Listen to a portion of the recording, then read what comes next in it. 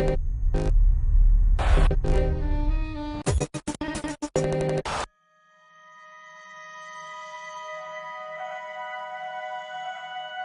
brief de départ était assez simple. Faites le plus beau maillot possible pour l'équipe de France et surtout créer un maillot historique. Notre volonté de départ, c'était de créer un maillot qui soit unique à l'équipe de France. Aucune autre équipe au monde ne pourrait porter. C'était vraiment d'aller creuser les valeurs de la société française qu'on allait pouvoir transposer dans le maillot. Créer une construction moderne tout en étant classique.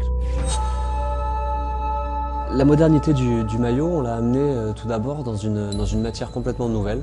Comment est-ce qu'on pouvait intégrer à cette matière cette notion d'élégance, cette sensibilité à la mode que les Français ont. Nous l'avons fait en intégrant à l'intérieur du coton, qui va permettre à la personne qui va porter le maillot, que ce soit le joueur ou que ce soit les fans de l'équipe de France, d'avoir la sensation de porter leur t-shirt le plus agréable, le plus confortable qu'ils aient, tout en ayant un produit qui permette de jouer au football dans les conditions optimales. Les matériaux que nous avons utilisés sont au top de la technologie actuelle. Un des éléments les plus importants de la silhouette, que ce soit dans l'industrie de la mode ou que ce soit sur un maillot de football, a été le col. Donc nous avons voulu le travailler de manière très élégante, très moderne, très française, dans la réalisation, dans la coupe, dans les proportions. La manière de porter un col est une manière de se différencier. C'est l'idée de pouvoir le personnaliser. Selon la manière dont vous le portez, boutonné, non boutonné, relevé, baissé, ça va vous donner une attitude différente et donc chacun va pouvoir créer sa propre personnalité avec ce maillot. Le maillot de l'équipe de France a toujours été bleu, blanc, rouge. Il était très important de le traiter de manière subtile.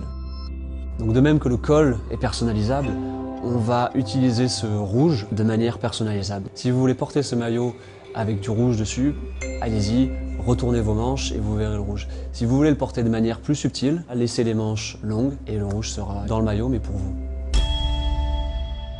L'emblème de l'équipe de France, c'est le coq, c'est l'étoile, c'est le FFF sur lequel tient le coq fièrement.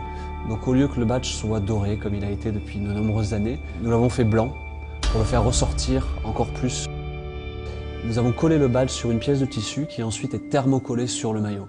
Ce qui veut dire une légèreté extrême, le badge le plus léger jamais créé dans l'histoire de l'équipe de France.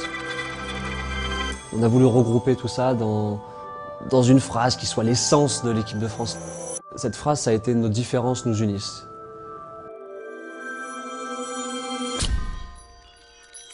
En regardant ce que les marques de haute couture françaises font, on s'aperçoit que la silhouette masculine est devenue beaucoup plus longiligne, beaucoup plus droite, fine.